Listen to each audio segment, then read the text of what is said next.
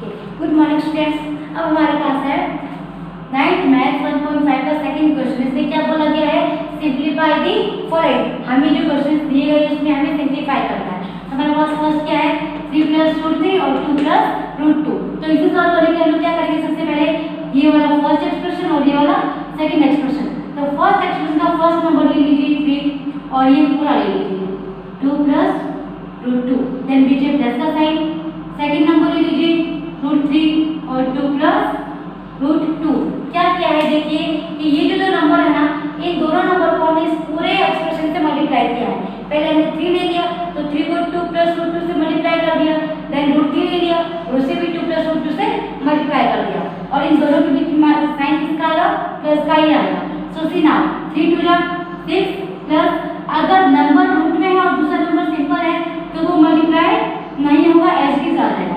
तो ये भी ऐसे क्या ऐसा आ जाएगा, और plus √3 × √2। Now see 6 as it is plus 3 √2 plus 3 √2 as it is. Now दोनों रूट में है तो दोनों मल्टीप्लाई हो सकते हैं। So answer is √6। आप ये देखिए, इसके बाद हम लोग इसी के सेकंड पार्ट पे चलते हैं।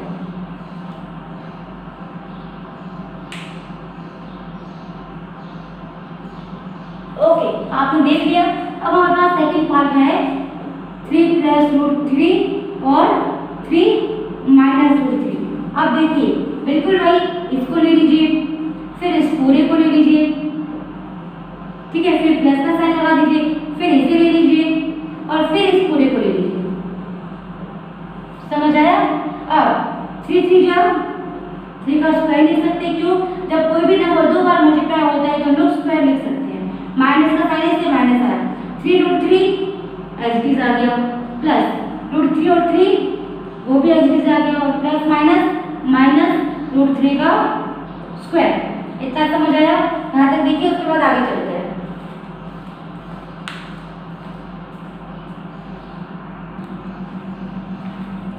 अच्छा देखिए, अभी आपने क्या लिखा, 3 का स्क्वायर किया हमने, देन 3 √3 माइनस में, प्लस में 3 √3, देन माइनस √3 का स्क्वायर। अब देखिए हम लोग इसे सिंप्लीफाई कर सकते हैं। यहाँ पे ये माइनस में और ये प्लस में, तो ये दोनों कट हो गए। तो हमारे पास क्या रह गया, 3 का स्क्वायर और देन माइनस का √3 का स्क्वायर। यहाँ पे खत्म होता है। आप इसे देखिए, उसके बाद हम लोग इसी के नेक्स्ट पार्ट पे चलते हैं।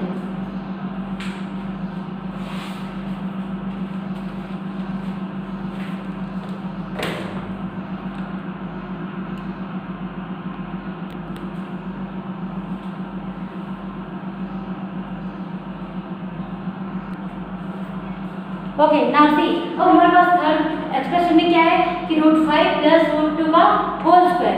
अब ये जहाँ पर होल स्क्वायर आता है, इसकी हमारे पास एक आइडेंटिटी है जिसमें आता है a² + 2ab + b²। इसमें a ये है और b ये है। अब इसी के अकॉर्डिंग हमें इसे क्या करना है, अरेंज करना है। तो देखिए हमारे पास a ये है और b ये है। तब a का स्क्वायर है, a क्या है √5, तो √5 का स्क्वायर, देन प्लस का साइन है तो प्लस का साइन आ गया, फिर 2 तो 2 एज इट इज। a क्या है √5 लिख दिया, b क्या है √2 हमने वो भी लिख दिया, देन फिर प्लस का साइन है तो प्लस का साइन, b का स्क्वायर, अब b क्या है √2 तो ये आ गया b का स्क्वायर। इतना समझ आया? ओके, नाउ √5 मैंने आपको इसका फर्स्ट क्वेश्चन जो उसमें बताया था, जब दो रूट वाले नंबर मल्टीप्लाई होते हैं तो आंसर इस तरीके से आता है। Okay, so now we have that √5 × √5, so ये कितना हो गया 5 प्लस 2 और √5 × √2 10। मैंने बोला था आपको कि ये जब दो नंबर रूट में होते हैं तो दोनों मल्टीप्लाई हो सकते हैं। उसके बाद √2 × यानी √2 × √2 कितना हो जाएगा, 2 हो जाएगा। तो यहाँ पे आंसर कितना आ गया, 2 आ गया। ये इसका आंसर है। अब यहाँ पे हम लोग ऐसे भी लिख सकते हैं कि 5 + 2 7 + 2 √10। एक क्वेश्चन यहाँ पे खत्म होता है। आप इसे देखिए, उसके बाद हम लोग नेक्स्ट एक्सरसाइज नेक्स्ट क्वेश्चन पे जाएंगे।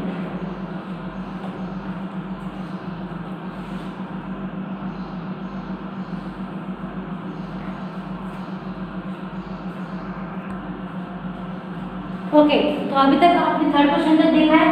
अब हमारे पास नेक्स्ट क्वेश्चन देखिए क्या है, √5 माइनस √2, √5 प्लस √2। सो हमें फिर से वही करना है, इसको इसके साथ में, देन सेकंड को भी सेकंड के साथ में। सो पहले √5 ले लीजिए, ले लिया, देन इससे पूरे से मल्टीप्लाई कर दीजिए, √5 प्लस √2 आगे। अब इसको ले लीजिए, अब साइन क्या करेंगे, तो देखिए आप इसके साथ में माइनस का साइन है ये, तो यहाँ पे माइनस, देन ये पूरा √5 प्लस √2 हो गया ना। √5 और √5 मैंने आपको बताया क्या होता है, 5 होता है, देन प्लस √5 और √2 इंटू √2, देन माइनस, क्योंकि हम माइनस साइन दें, √2 और √5 कितना हो गया, एलसीएम आ गया, ठीक है, और माइनस प्लस माइनस, तो इसीलिए यहाँ पे माइनस √2 इंटू √2 हो गया। यहाँ पे चीज खत्म, आप यहाँ तक देखिए, उसके बाद हम लोग आगे बढ़ते हैं।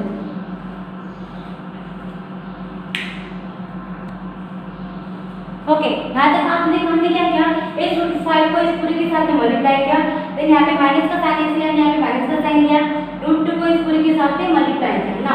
√5 इंटू √5 5 होता है, देन √5 प्लस इंटू √2 ऐसे की ऐसे आ गया, देन यहाँ पे माइनस है तो यहाँ पे माइनस आएगा, √5 और √2 ऐसे आ गया, then minus plus minus √2 into √2, now see 5 तो ऐसे आ गया, ओके, देन प्लस यहाँ पे देखिए अब √5 इंटू √2 प्लस में है, यहाँ पे √2 इंटू 5 √2 प्लस में, तो ये दोनों कट हो गया हमारे पास माइनस में।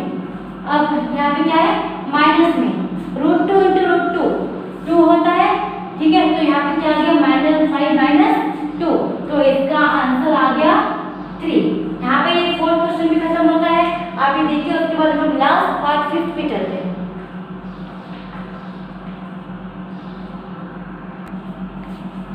ओके, सो हमारा सेकंड क्वेश्चन खत्म हुआ है। अब हमारे पास थर्ड क्वेश्चन है कि because n is defined as the ratio of the circumference. अब हमें क्या बोला गया है कि जो n है, हम लोग ये एज्यूम करते हैं कि जो n है वो डिफाइन होता है कैसे, सर्कमफ्रेंस का जो रेशियो है उससे, मतलब n क्या है, रेशियो है सर्कमफ्रेंस का of a circle, okay, to its diameter. अब वो किसका है, डायमीटर का है, मतलब डायमीटर का जो रेशियो है n वो है, that is pi is equal c upon d। अब यहाँ पे बोला गया है कि जो पाई की जो वैल्यू है वो किसके इक्वल है, c अपॉन d के इक्वल है, मींस c क्या है, सर्कमफ्रेंस हो गया, और d क्या है, डायमीटर हो गया। Now this seems to contradict the fact that n is irrational. अब ये क्या बताता है हमें कि जो n है वो क्या है, इरेशनल है, ठीक है, इरेशनल क्यों है, क्योंकि उसका जो आंसर है वो किस में आएगा, पॉइंट में आएगा। Now see how will you resolve this contradiction. तो अब ये जो कॉन्ट्राडिक्शन है वो हमें कैसे रिजॉल्व करना है, तो इसमें हमारे पास आंसर है that there is no contradiction when we measure length with scale or any other instrument। कोई भी कॉन्ट्राडिक्शन नहीं है जब हम लोग किसी की भी लेंथ मेजर करते हैं, चाहे वो इंस्ट्रूमेंट से करते हो या स्केल से करते हो, ठीक है। So we only obtain an approximately value, हम लोग एग्जैक्ट वैल्यू किसी की नहीं निकाल सकते, हम लोग सिर्फ एक अपॉर्चुनिटी मिलती है ताकि हम लोग एक रैशनल वैल्यू निकाल सकें। यहाँ तक देखिए, उसके बाद हम लोग आगे चलते हैं।